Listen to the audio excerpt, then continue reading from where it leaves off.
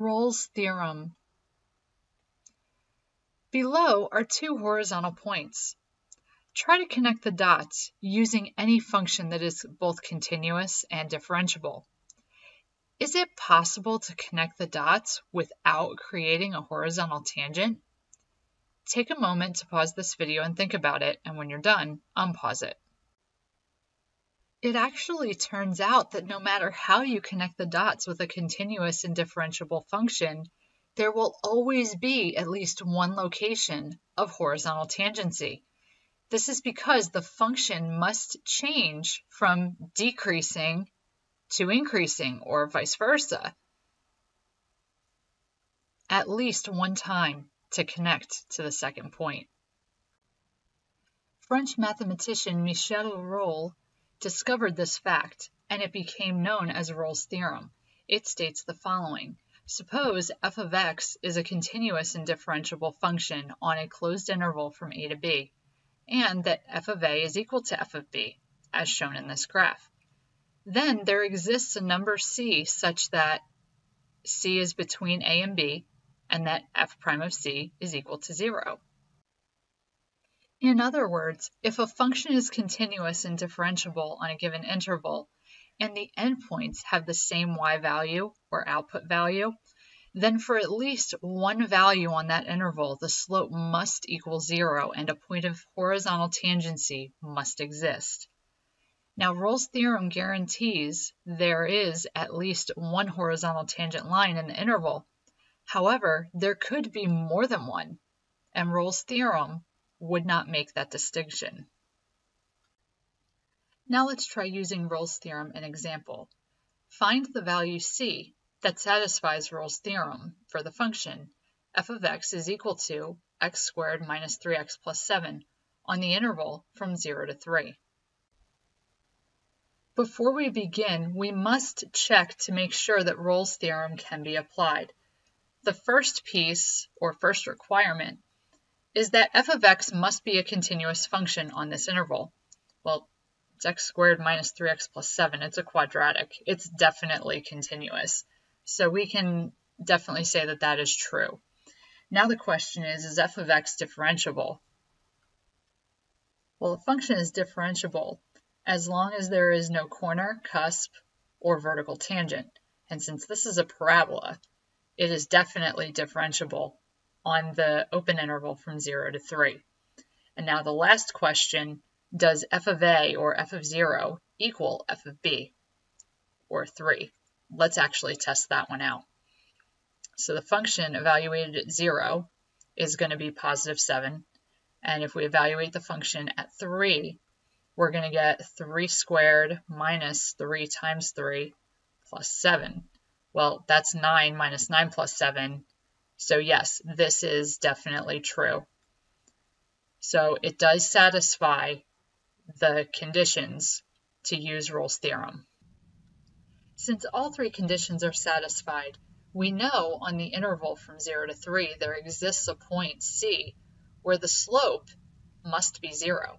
Therefore, we can set the derivative equal to 0 and solve for c. So let's first find the derivative. That's going to be 2x minus 3 is equal to 0. And then if we solve this for c, we will get that c is equal to 3/2. Let's try another example with Rolle's theorem. Find any c values that satisfy Rolle's theorem for the function f of x is equal to negative x squared plus 3x minus 2, all divided by the quantity x plus 1 on the closed interval from 0 to 5. First, we must check that Rolle's theorem can be applied. The first condition is f of x continuous on the interval from 0 to 5. Well, this is a rational function, and the only place where it is undefined is when the denominator is equal to 0. And that will be at x equals negative 1. Since this interval, this closed interval from 0 to 5, does not include negative 1, it is continuous on that interval.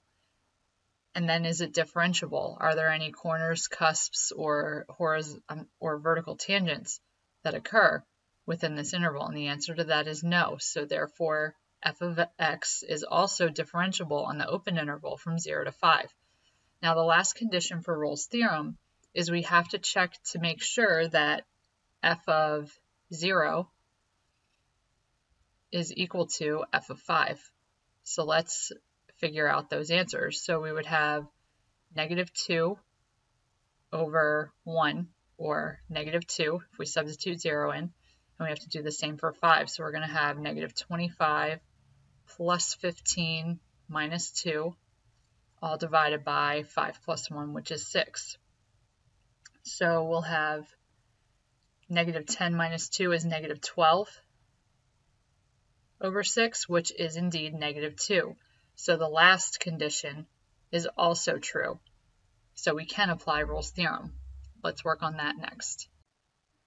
Since all three conditions of Rule's theorem are satisfied, we know that on the interval from 0 to 5 there exists a point C where the slope must be 0. Therefore, we can set the derivative equal to 0 and solve for C. Before we can set the derivative equal to 0 to solve, we actually have to find it first. So we have to take the derivative of f of x, or find f prime of x.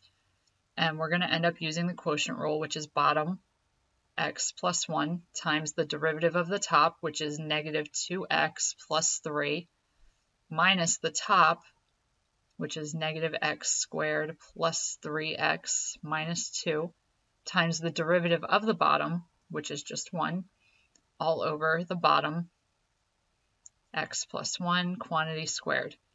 Okay, so let's distribute and simplify our numerator. We're going to have negative 2x squared plus 3x minus 2x plus 3.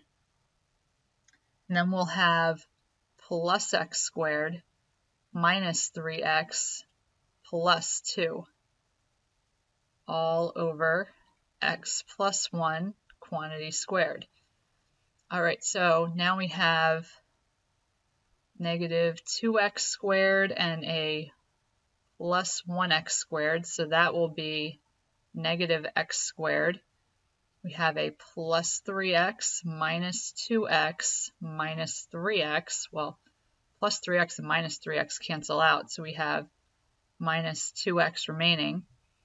And then we have a plus 3 and a plus 2.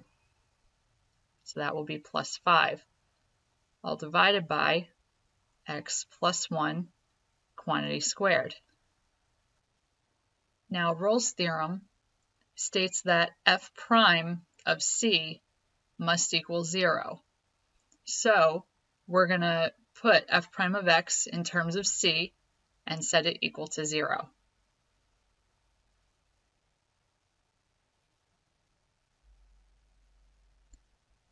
And that's going to occur when the numerator is 0. So no matter what we have in the denominator, whether we put 1, 2, 3, 4, or 5, any of the numbers in this interval, we're always going to get a positive here. So if we set the numerator equal to 0, we can't factor that. So we also have to use the quadratic formula to get that answer. So now let's work on using the quadratic formula here. So we're going to have C is equal to negative of negative 2 is positive 2, plus or minus the square root of.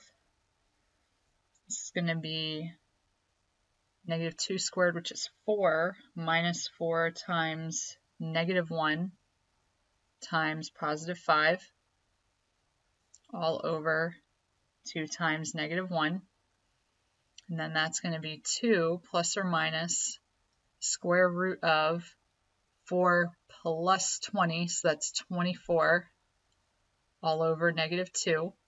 And we can simplify the square root of 24, so that'll be 2 plus or minus 2 square root of 6, all divided by negative 2. And since we have even numbers in our rational expression, we can simplify or divide each of these 2's by 2.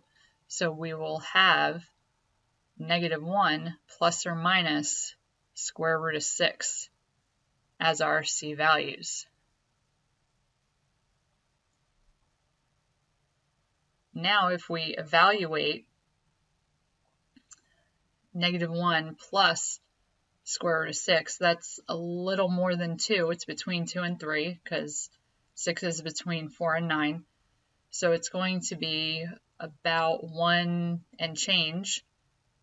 And then for C can also be -1 minus the square root of 6. So this is approximately 1 and change, and this is approximately -3 and change. And then because this second value for C is approximately equal to -3 and change, it's not in the interval from 0 to 5, and therefore cannot be guaranteed by the theorem. So the only solution that we have for our value of C in this problem is -1 plus the square root of 6. Now let's try another example for Rolle's theorem. Find any C values that satisfy Rolle's theorem for the function f of x is equal to the sine of the quantity 2x on the closed interval from -π/2 to π/2. Before we begin or apply Rolle's theorem, we first must check that it can be applied there. First condition is f of x continuous on this interval, and the answer to that is yes. It's a sine curve, so it's going to go up and down and continue to make the general sine waves that we have going on there. So it's definitely continuous. Is it differentiable? Also, yes, definitely is differentiable on the interval from -π/2 to π/2, this time an open interval. And now the last condition, does f of -π/2 end up equaling f of π/2? Well, let's actually evaluate them to see. So we will have sine of 2 times -π/2, which is equal to the sine of -π.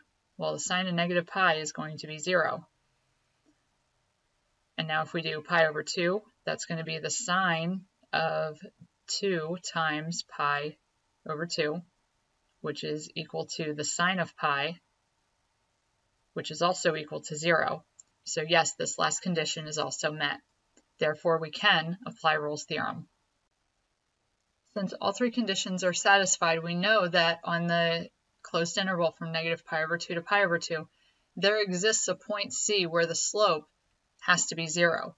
Therefore, we can find the derivative, set it equal to 0, and solve for C. So let's first find our derivative, and we can put this in terms of C first.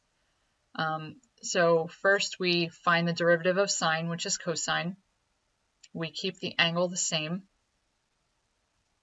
And then we have to find the derivative of the angle by the chain rule. And the derivative of 2x is just 2. So we can rewrite this as 2 times the cosine of 2c. And then if we set that equal to 0, we can then solve it for c. And that's going to occur when cosine is equal to 0. And cosine is equal to 0 when the angle is -π/2 and π/2. So we're going to set 2c equal to -π/2, and we'll get -π/4 as one value of c. And then we can do the same for 2c being equal to +π/2. And when we divide both sides by 2, we would get +π/4. So therefore, potential values of c that will work in this problem are -π/4 and +π/4, and they both fall within this interval.